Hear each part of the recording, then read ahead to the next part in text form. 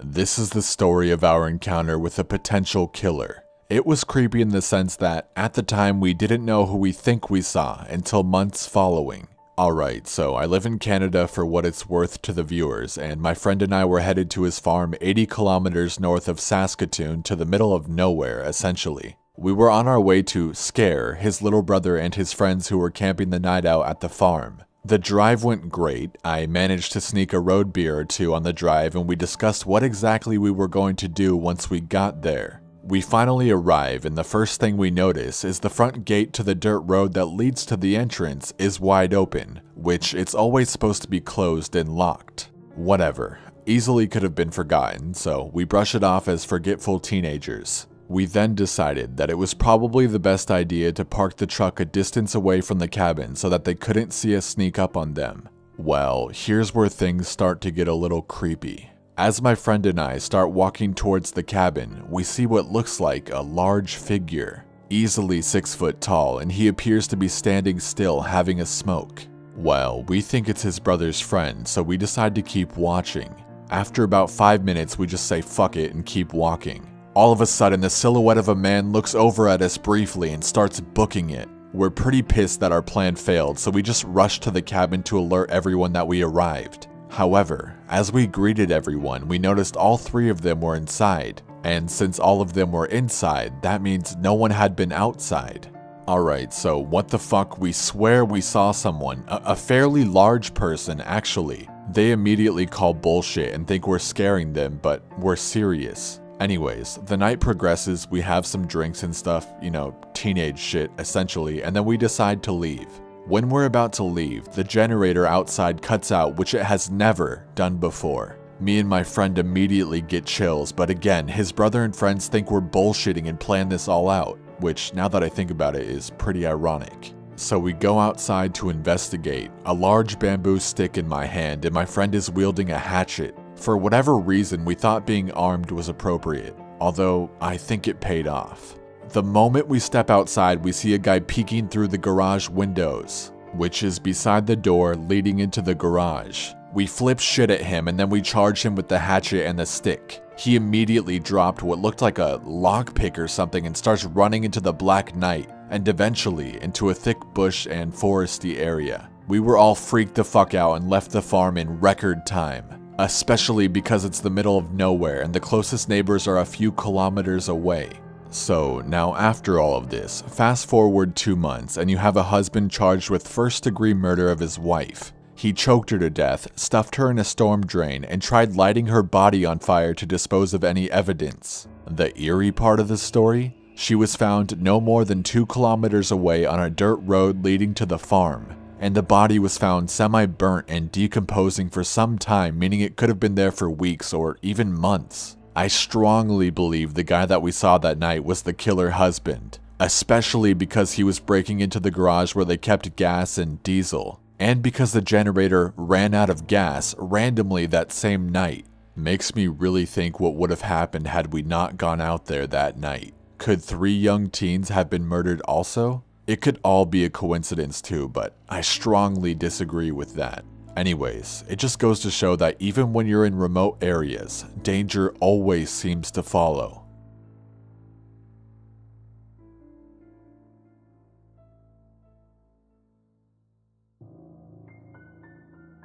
When I was a boy, my parents used to take me and my older sister to my relative's house in eastern Kentucky, right around Letcher County. The closest city is Whitesburg. My uncle, who taught me everything I know about the outdoors, lived in a cabin nestled in a holler way back up in the mountains. His place was at the base of a big strip mine seam up on the mountainside. As a young boy, he and I used to sit out on his back porch at night and use predator calls to try and call something down out of the hills. Well, one night, he and I were out using one of his tapes. We'd been out there for a good 2 hours and had seen nothing, so we were thinking of calling it a night. We were about to pack everything up when he realized his squirrel feeder was empty. He then decided to go fill it back up with seed. His feeder was about 50 yards away from his cabin and on the mountainside that bordered the tree line. He walked up the hillside about 25 yards when his wife came out to see why we were still outside. The only light out that night was the light from his porch. He was about 35 yards up the hill and he called back and said that he forgot his flashlight, so his wife, aka my aunt, went back inside and got one of his spotlights. We had forgot to turn off the tape with the predator calls on it, so I reached down to the tape player to turn it off when I noticed my aunt was stiff as a board. I hit the off button and looked up at her and she had the spotlight shining straight up to the squirrel feeder where my uncle was at. I heard her say, "It's coming toward you, Jim." Jim is my uncle's name. He turns back and goes, "Huh?" Then a little louder that time, she says, "It's coming straight toward you, Jim."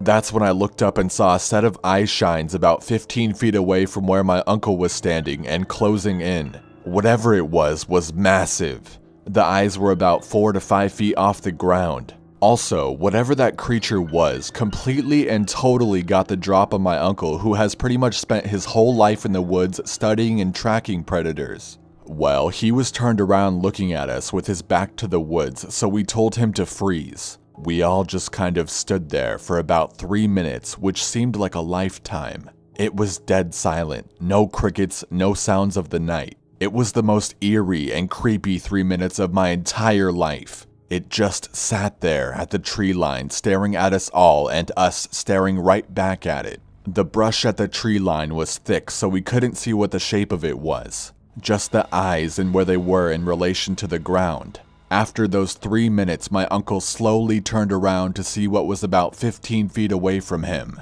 With our spotlight on it, as he was about to turn and look at it directly in the eyes, it split. And for the next 15 minutes, we could hear limbs cracking and snapping all the way up the side of the mountain as this animal decided to retreat. Scared the piss out of me and my uncle. Literally, my uncle pissed himself. I think that was the thing that scared me the most about it. It was that he was so scared. He was shaking and I had never seen him like that. The other thing that scared us both is that we had been sitting out there all night listening intently and watching that tree line like hawks. Whatever animal or creature it was did not make a single sound coming down the side of that mountain. It never made a sound until it took off. I didn't sleep that night, and neither did my aunt or uncle. This next story is not safe for work, so go to the description and click to the next story if you think you can't handle it. I'm a 33-year-old white female from Los Angeles. Yeah, I know, really convincing, right? 3 years ago, my boyfriend and I, as planned for 5 years, turned 30, sold everything we owned, including my car, took his Trailblazer and decided to just travel around the States and Canada. I guess you could call us backpackers, as we tend to chase good weather, find a state park, and backcountry hike into the wilderness for days at a time. My brother likes to joke that we are, quote, anti-establishment hippies. We don't necessarily live off the grid, but between the two of us we have one prepaid phone, which we use for emergencies or just checking in with family and friends, and one MacBook, which I use for work as I'm a freelance writer / content creator and I'm on retainer with a robotics company. I mostly write boring white papers or web content. The whole point of our living situation is to live debt-free and have as few bills as possible. I only use free Wi-Fi, so 1 to 2 times a week we have to go to a city with a Starbucks. This background info is only important so you know more about who we are and simply how we live. Neither of us is involved in social media and know very little of Reddit or Instagram or use any apps. Because, you know, our phone isn't a smartphone. We don't even text. Alright, so on to it. Last summer we decided to do some backcountry hiking in Arkansas. It's one of those states you don't ever really hear about other hikers visiting, but we read that it had some beautiful natural landscape, and it does. The rules at this particular park were pretty lax. We didn't need a permit, there were a few basic laws and guidelines, but there was no check-in needed. We had all the basics and had planned to do a 6-day hike, 3 in, 3 out. The whole time we were out there, we didn't see or hear another soul, but on day 1, we were prepping to move off the trail and find a camping spot as it was getting near dusk. Half a mile off the trail is usually standard for us. We took what looked like kind of an animal trail, and about half a mile out we saw a green, 2-person tent. It was almost camouflaged in the foliage, so we kind of found it almost by accident. So some backpackers prefer privacy and others are more social. We're the more social type. We've had great experiences camping near other backpackers, sharing stories, food, and a joint or two. We were around 30 yards away from the tent, and it was zipped closed, so my boyfriend shouted a greeting to make our presence known. No movement, and no sound. We assumed Green Tent Guy either wasn't around or didn't want to be bothered, so we started off in a new direction to get some distance between us. We camped, and we never heard a peep. We moved along the next morning, completely forgetting about Green Tent Guy until nearing the end of day 5 on our trek back.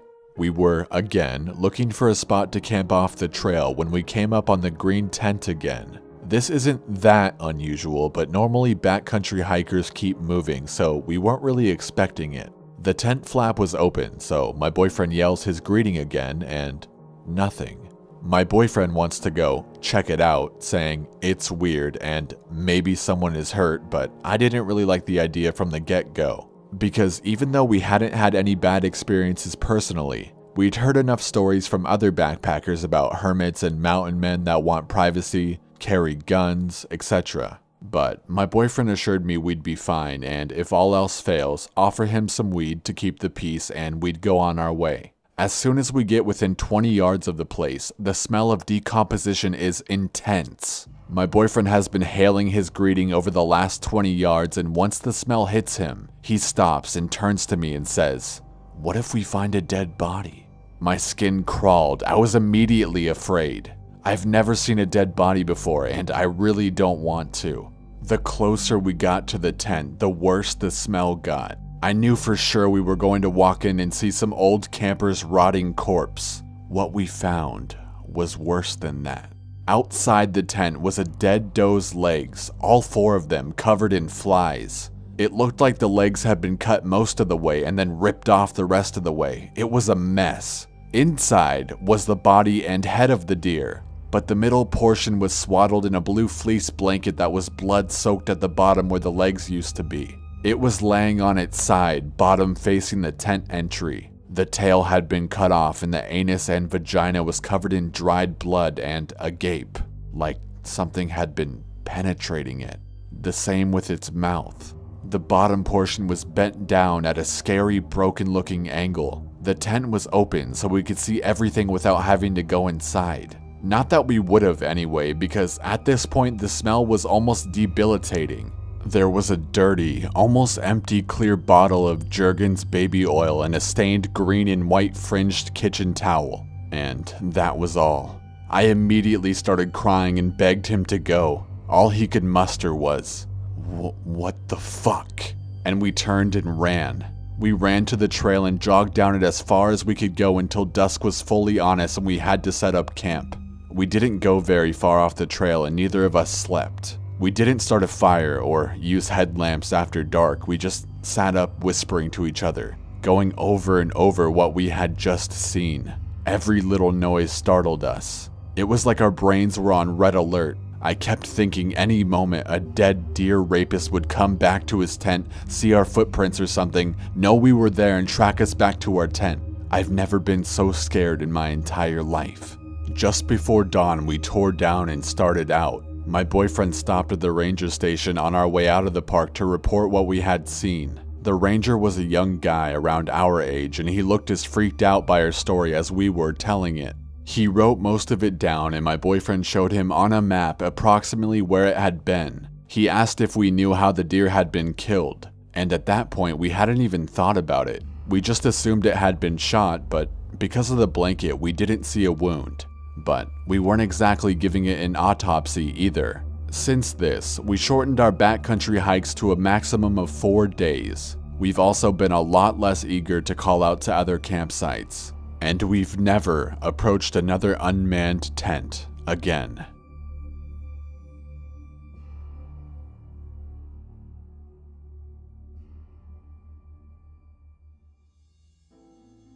When I was 20, my girlfriend at the time and I decided to take a week-long camping trip to some property that belonged to her father's friend. We brought my Australian cattle dog, Wrangler, and her German Shepherd, Zero. Where we were going was a 4,000-acre undeveloped ranch in the northeast Texas woods. The plan was to be taken, by four-wheeler, to a point on the property unknown by us, and then we would hike back to the main gate over the next week. I had a GPS for an emergency, but we planned on doing the trip with maps and compass only. We were well equipped for the trip, had enough food for 3 days as we planned to hunt for the rest, water for 3 days, and water purifying systems. We also had all the necessary camping gear, and she had her bolt action 223 along with a Taurus Judge. I had my .22 rifle and my .40 cal Baby Eagle, so we were prepared to say the least. We arrived at our destination and bid farewell to the friends that dropped us off on the four-wheelers. Our first day, we mainly wandered around exploring and figuring out our plan. There was a creek running through the property that we could follow and it would get us pretty close to the gate. We had our plan and had done enough exploring, so we started setting up camp before it got dark. Our first night was very pleasant for the most part. We had dinner by the fire with the dogs chit-chatting all night till about midnight when we decided to turn in. I woke up around 2:30 with a strange feeling. I saw Zero and Wrangler at the door of the tent, very tense but not making a sound. I knew right away something wasn't right. Both of these dogs were very well trained and very loyal and protective of us. I stepped out with the light and the .40 to look around and left the dogs with my girlfriend just in case, as she's a deep sleeper. I made my rounds around camp and found nothing, but I couldn't shake the feeling that something was watching me. I passed it off as maybe a pack of coyotes and went back to bed, trusting the dogs to watch out for us. We woke up the next morning and I told her what had happened. We just blew it off and began our day. Well, the second night we set up camp near the creek and things got a bit weird. While we were sitting around the fire, we heard a very strange sound, something I've never heard before. The dogs began to growl and snarl facing the woods north of us. We quickly drew arms and began to sweep the campsite. We found nothing, but the sound persisted around the camp. It was like a snarling, gargling, sniffling sound. We didn't sleep that night. No matter how much we looked and checked, we could never find the source of the sound, and the dogs were restless the whole night as well. By the third night, it was almost impossible to sleep. When night fell, we sat by the fire with arms at our sides. We were going to stay up in shifts to keep watch, just in case. While I was asleep, I heard the dogs go off, and when I woke up, I saw my girlfriend standing with her dog Zero at her feet and her Judge drawn. I quickly took arms at her back. Something had apparently ran very rapidly behind the tent. She couldn't describe what it was. Then it ran by again. I caught a glance under the light of the fire behind us. It was big and very fast. It ran on all fours, but that's all I made out. It sounded like more than one creature this time. They couldn't be coyotes, way too big and much too fast. She spotted one again behind the tent and fired. We heard the nasty snarl again and Wrangler broke away from me and gave chase. I love my dog but didn't dare go after him. I just called and called, but he didn't return. We stood there, guns drawn, for an hour after she had fired. Everything was quiet. Then we heard rustling. We had our sights on the sound and then Wrangler came out of the woods. He wasn't hurt, but he had blood on his back. After this, we decided to bug out at sunrise. We packed up and started hiking. We were about 2 days hike non-stop from the gate and we were ready to do it. The next night, we didn't camp. We instead broke out the headlights and kept going. Whatever was in those woods was back, following us, but at a greater distance this time. They followed all night. That was one of the most intense hikes I've ever had. We hiked with our guns in front and the dogs in back. Whatever was following us wasn't stupid. It stuck to our sides, usually about 40 yards out into the woods, always out of sight. We stopped for a few minutes to rest around 4 a.m., and they stopped too. From what we could hear, it sounded like maybe 3 things out there. They got closer when we stopped and I thought I saw something and I fired the 223. I didn't hit anything. Probably my mind playing games with me, but the shot scared them back to a much greater distance. By sunrise, they were gone again. We made it to the gate before dark and hightailed it out of there. We returned the next day on 4-wheelers and with several other people to have a look around. We went to the site of our second camp and found a blood trail from whatever the hell my girlfriend had hit with the slug shot loaded in the Judge. The trail ran for about 200 yards before we lost it. We found nothing else and headed back before darkness caught us again. We never found out what they were, and no one had ever experienced anything like that on the property before. To this day, I try not to talk about it too much because I even have trouble believing it sometimes. I try to tell myself they were coyotes with mange or mutated or something, but my girlfriend at the time never let me believe myself. Not too many creatures out there can take a 410 slug and bleed that much without going down, especially not a coyote. All I know is that I won't camp on that property anytime soon.